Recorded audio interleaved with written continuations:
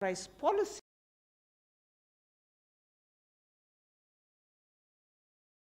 Cabinet meetings, we have with us the Honorable Minister for Finance and Corporate Affairs, Srimati Nirmala Sitharaman ji, and the Honorable Minister for Information Broadcasting, Environment, Forest and Climate Change, and Heavy Industries and Public Enterprises, Shri Prakash Javadekar ji. First, the Honorable Minister for Information and Broadcasting will give introductory remarks, followed by remarks by the Honorable Finance Minister. प्रधानमंत्री जी के अध्यक्षता में आज cabinet की बैठक हुई, महत्वपूर्ण फैसला हुआ और महत्वपूर्ण फैसला संरचना के लिए, फिजिकल इंफ्रास्ट्रक्चर के लिए जो लंबे समयावधि का कर्जा लगता है और बड़ा मात्रा में कर्जा लगता है, तो उसके लिए एक बहुत बड़ी नई बैंक शुरू करने का निर्णय लिया है। उसके लिए जानकारी देने के लिए वित्त मंत्री हाजिर है। करे शुरू। आइए। अच्छा, सेक्रेटरी है ना? अरे बोला, एक कुर्सी लगा, 1 मिनट आप बैठो। नहीं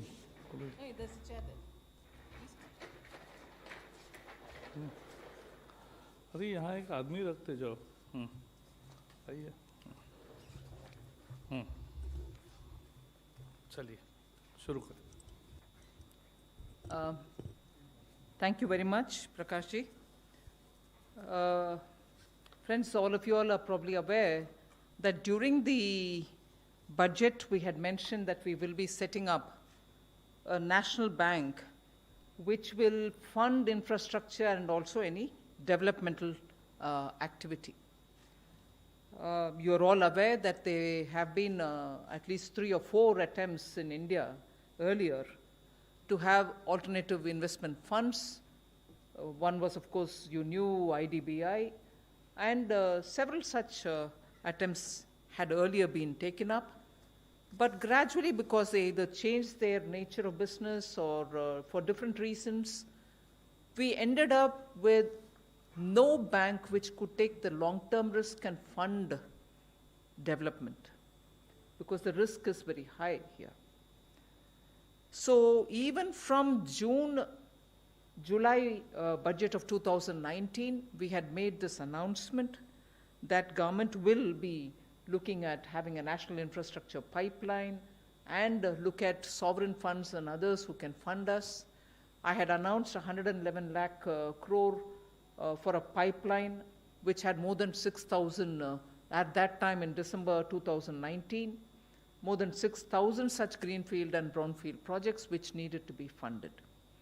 So we have acknowledged that both development and financial objectives will matter for setting up a DFI, and therefore, whilst we mentioned it in the budget, but even as the budget session is still on, the cabinet has already cleared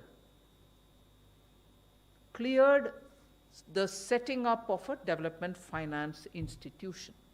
And here I wish to thank the Honorable Prime Minister, who constantly has kept the gentle nudge on us to say, you mentioned it in the budget, and how many of the budget's steps are going to be in time implemented so that the stimulus gains momentum and sustains that gained momentum, and therefore you have to get going with the decisions which have all been announced in the budget. And that is why I take 1 extra minute to tell you that I'm happy today the cabinet has cleared this bill through which we will have an institutional arrangement which will help in raising long-term funds. The budget provides for the initial amount. I had announced it in the budget saying capital infusion from our side would be about 20,000 crores, and initial grant of 5,000 will also be made, and this year itself capital infusion is 20,000 crores. Additional increments of the grant will also be made within the 5,000 limit that has been given to the finance minister. And through this, we expect to raise considerable amount using this lever from the market, and I'll get into the details when the questions come from you. So today, the Cabinet has taken a decision to set up a development finance institution. I can get into the details as and when you ask me the question. Thank you. We will now take questions. The Honorable Ministers will now take questions based on Cabinet decisions only. Number 10.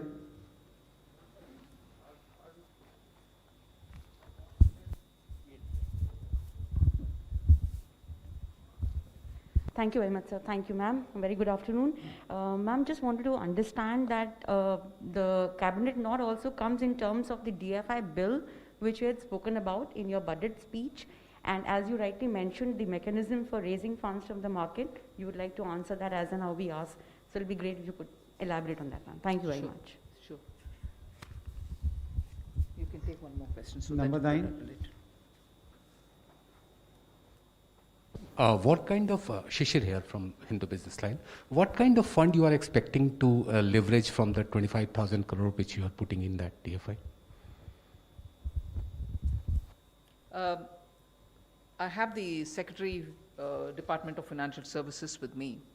But with the initial 20,000 crore, which is being initially proposed as a capital infusion, I expect the institution to use it as a lever to raise up to 3 lakh crores in the next few years, because it can access through the market funds which are otherwise not available.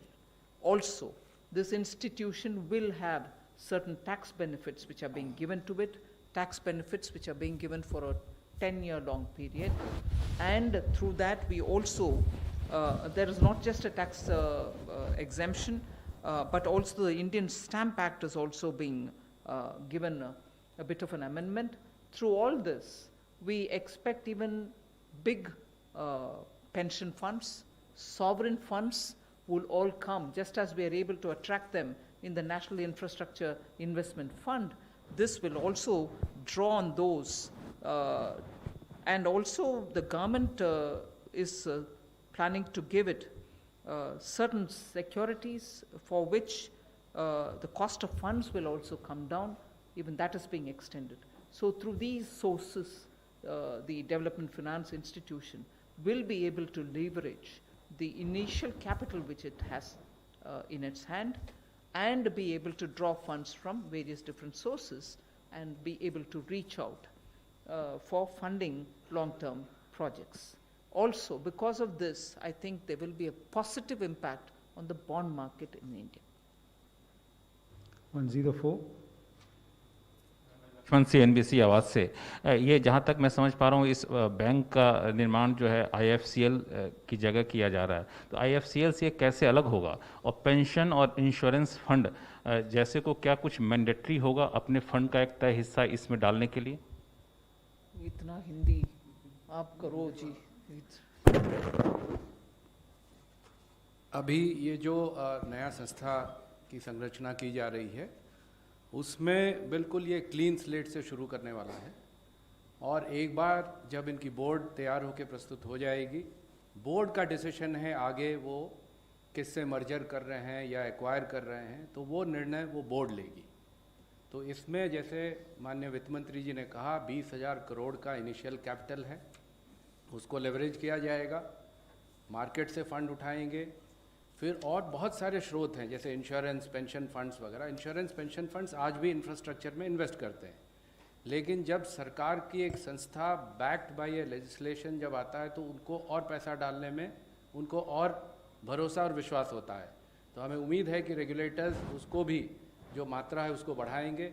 और ये project ऐसा, ये bank ऐसा है कि जो long term patient capital की तरफ देखता है, और पेंशन और insurance fund typically long term patient capital होते हैं। तो ये इसकी व्यवस्था इस प्रकार से चलेगी। दूसरा प्रश्न क्या मैं भूल गया आपने? हाँ, मैं वही बताया आपको, इंश्योरेंस फंड, पेंशन फंड। हाँ, IFCL की जगह ये लेगा या फिर अभी ये तय नहीं है? IFCL से कैसे अलग होगा? IFCL भी मोर और लेस इंफ्रास्ट्रक्चर फंडिंग के लिए स्टेट से स्टार्ट कर रहे हैं। नहीं, मैंने यही बताया ना, IFCL का निर्णय जब ये संस्था तैयार होकर खड़ी हो जाएगी, इनकी बोर्ड कॉन्स्टिट्यूट हो जाएगा, वो इस पर निर्णय लेंगे। IIFCL को लेना है, IFCI को लेना है, किसी को नहीं लेना है, अपने आप में करना है। हम लोग जो व्यवस्था दे रहे हैं, ये माननीय वित्त मंत्री जी का था कि बिल्कुल क्लीन संस्था दें, क्लीन और slate.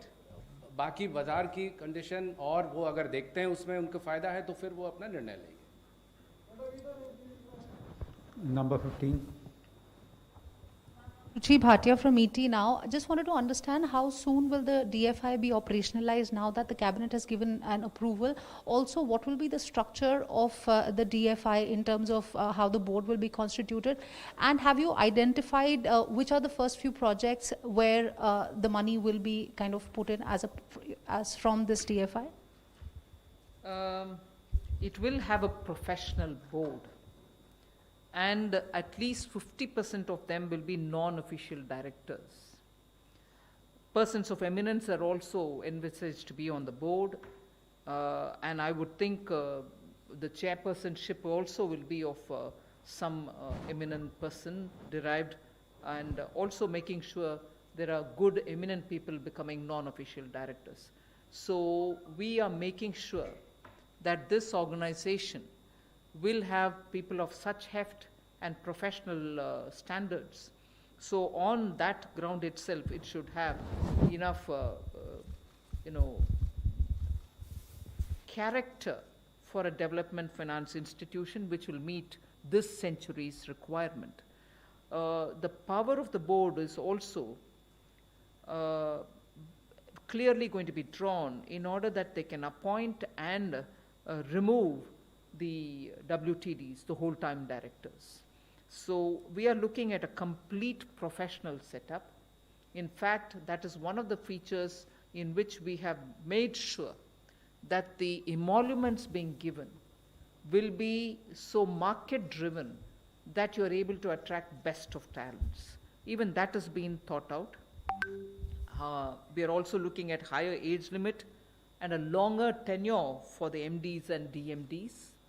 So with these professional human resource, I think this organization will be able to immediately and quickly rise to the expectation of the market.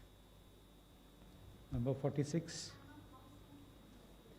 The cabinet has given clearance, and you can see how soon we can do it from 1st of February. So that soon it will come out. Madam मैं मानस बनर्जी बोल रहा हूँ। मानस बनर्जी इधर मानस बनर्जी बोल रहा हूँ। अच्छा, इंदिरा गांधी जी ने 1969 में बैंक राष्ट्रीयकरण की थी, ये सोच के जो ये बैंक जो प्राइवेट बैंक है वो सामाजिक दायित्व पालन नहीं कर रहा है, इसीलिए क्या था। उसके बाद जो राष्ट्रीयकरण हुआ, आज अभी आपका सरकार आप निजीकरण के दौड़ रहा है, ये सरकारी बैंक को क्या दायित्व सामाजिक दायित्व पालन नहीं कर रहा क्या, इसीलिए आप निजीकरण के लिए ज़्यादा बिजी हो गया। राहुल गांधी जी ने बोला है आप लाभजनक संस्था को बेच रहा है, निजीकरण कर रहा है, जो नुकसान वाला इसको आपने राष्ट्रीयकरण कर रहा है, ये बात कैसे है? आज ही बोला है राहुल गांधी जी ने। नहीं, आप प्रश्न क्या पूछना चाहते हैं?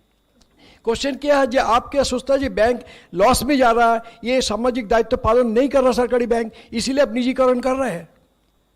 नहीं, आप तो एक ओपिनियन बोल रहे हैं, प्रश्न क्या है? यही तो क्वेश्चन कर रहा हूँ, आप निजीकरण क्यों कर रहे हैं? हाँ, so have all of you all finished with your development finance institution का प्रश्न? If you have that, if you don't have any more question on today's cabinet decision, then I'll go to him. But if there is anything more on today's decision, I'll first address that and then go over to answering him.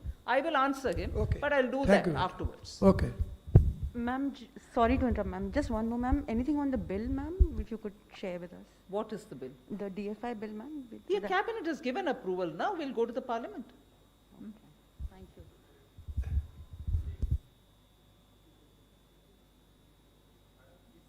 इस coming financial year में कितने आपने कुछ identify किया है, कितने infrastructure projects को इस DFI से फंड मिलेगा, कुछ ऐसा आपने आइडेंटिफाई किया है? नहीं, आइडेंटिफाई करने के लिए हमारे पास एक पाइपलाइन है, जरूरी है ना। 6,000 का now it has gone up to about 7,000 items. So वो पाइपलाइन से जो भी उचित समझेंगे उनके प्रायोरिटी के अनुसार वो लेंगे, वो बोर्ड तय करेगा।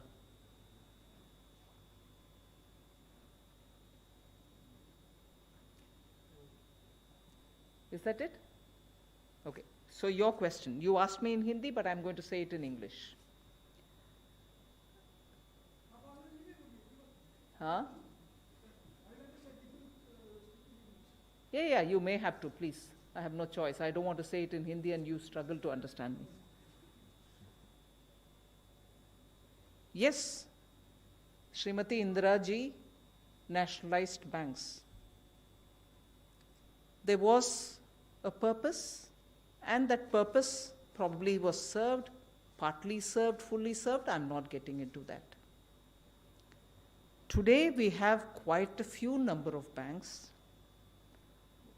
some performing very well, some performing probably just about all right.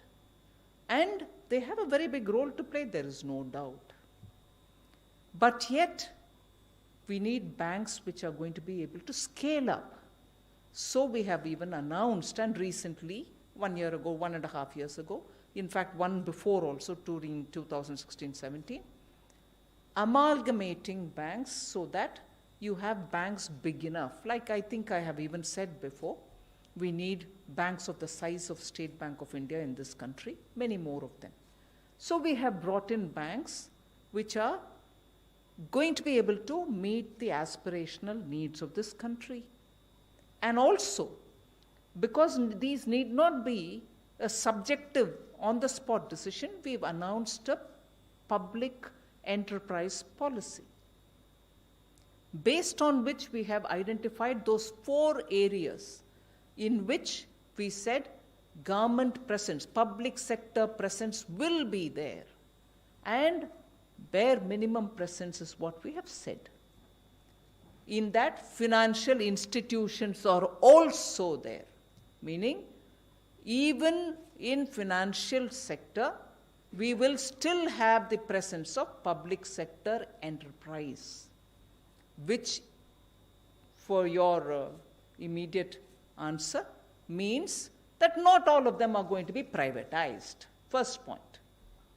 Second, even for those which are likely to be privatized, we are obviously going to have to keep in mind that these privatized institutions will also continue to function after the privatization.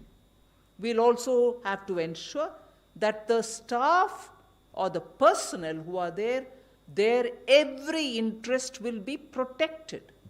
So we will ensure that we are not going to be disinvesting, or we are not going to be selling them off because whatever may happen to them, we are not worried. No, we want financial institutions to get more equity, more people to put in money into them to make them sustainable. We also want their staff to be able to perform the duties which they have really acquired as a skill over the decades and run the banks. So, very quickly, if you kindly have a look at the public sector enterprise policy which we have come out with and identified those core sectors in which the presence of public sector enterprises will still continue, even financial sector is in it. So, to immediately, quickly conclude saying, oh, every bank is going to be sold off, is not right.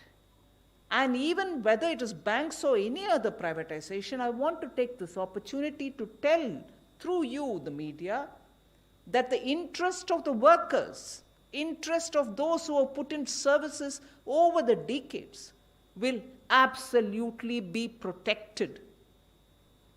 Whether it is their salaries, whether it is their scale, whether it is their pension, it will all be taken care of. And above all, the first premise that I would like to put before you is, even when we speak of privatization or disinvestment, we recognize that each one of those units perform for the economy.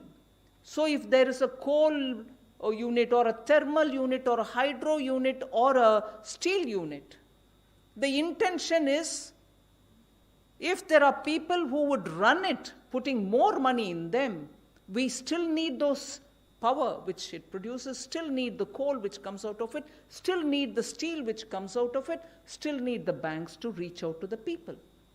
And for these units to function with more money coming in, with more specialization, with more modernization, we need to have some investment come from others. And purely, let us also understand, if, for instance, we want to sell it to retail buyers within India,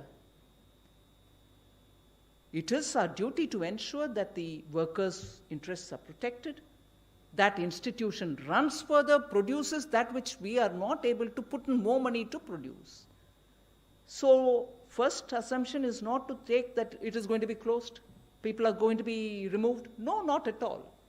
All these factors are being kept in mind. I want to assure you through the media that it is not a quick decision. We have applied a lot of mind, and also we are very conscious of the interest of the workers in very many of these institutions. So, I don't know if it answers your question. Yes. Thank you for raising that issue. No, thank you for raising that issue. And that is why I thought I should take this opportunity to give you an elaborate answer. But your question by itself would have had my answer come in all its detail, since you brought in Rahul Gandhi, who probably has outsourced his comments to, I don't know, very hardcore communists will give you, solid two-liners to say this is what is happening, exploitation, profit loss. These pet kind of quotations or using two-liners does not help the situation. As a leader of the opposition party, a leader representing a very big party, I would want him to engage in serious discussions rather than throw these kind of two-liners every now and then. What did he say? Privatizing profits and nationalizing loss. ऐसे कुछ ना? Privatizing profits and nationalizing loss. ऐसे कुछ बोला ना? आप बोल रहे थे? ऐसे कुछ बोले ना? No, I have replied, but since you quoted, I thought I would double check with you if the quotation is right. नहीं, वो बात है ना, उनका यही कहना था ना, privatizing profit and nationalizing loss. Profit loss के ऊपर आज अचानक कितने ध्यान दे रहे हैं, जबकि in this government over the decades, I think what they have tried is only to privatize taxpayers' money. If I want to, in a light-hearted fashion, use the style of speaking which he has done, he accuses us of what? Privatizing profit. When in his government, they were privatizing taxpayers' money. You all know how. Privatizing taxpayers' money was what UPA government did. And probably even privatizing taxpayers' money for one family's betterment. So privatizing is only that. And second, nationalizing loss, did he say? Today public sector banks are loss-making and prompt corrective actions are bringing them out because of the telephone banking which happened during his time. His dadi would have probably nationalized the banks, but nationalizing of loss in the banks was during UPA's time. And I would want to add one more. Nationalizing corruption is what they did. So nationalizing corruption and privatizing taxpayers' money for the betterment of one family is all that Rahul Gandhi will have to take as a reply for that tweet which probably some outsourced fellow in his team is feeding him with. I think there should be some more intense homework done by Rahul Gandhi before he even starts speaking and throwing these kind of things using a spit and run technique. Stand there. Be ready for a negotiation or be ready for a discussion. You raise your points, we'll also answer you. Not throw allegations and go away. Thank you. Thank you.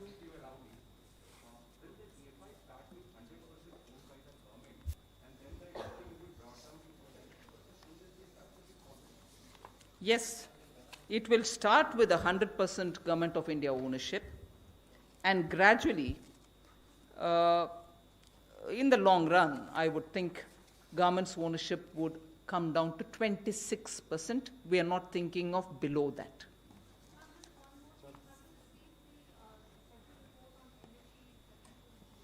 Say that again, I can't hear you. Technical glitch. Oh, no, not yet. I will remind them also, it's time. Thank you, Thank ma'am. you. Thank you, sir. Thank you.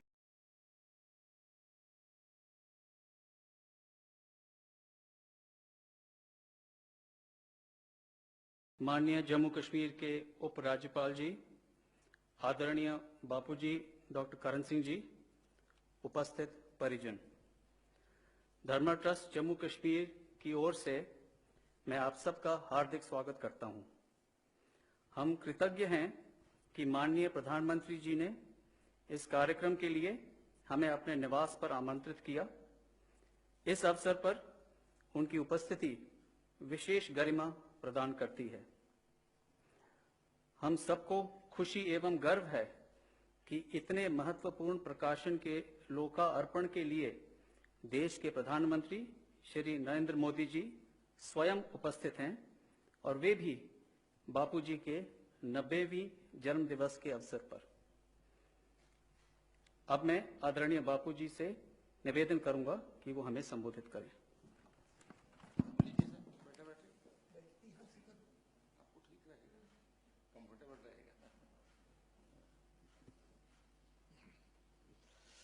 आदरणीय प्रधानमंत्री जी, जम्मू कश्मीर के उपराज्यपाल महोदय और इस सभागार में उपस्थित भाइयों बहनों प्यारे बच्चों, हम बहुत कृतज्ञ हैं मोदी जी आपके कि मेरे अनुरोध के ऊपर आपने केवल इस प्रकाशन के लोकार्पण को ही नहीं स्वीकार किया, बल्कि अपने निवास स्थान में बुलाया हमें और यहाँ ये करवा रहे हैं। हमें इस बात की बड़ी प्रसन्नता है। 1846 में हमारे पूर्वज महाराजा गुलाब सिंह जी ने जब जम्मू कश्मीर राज्य की स्थापना की थी,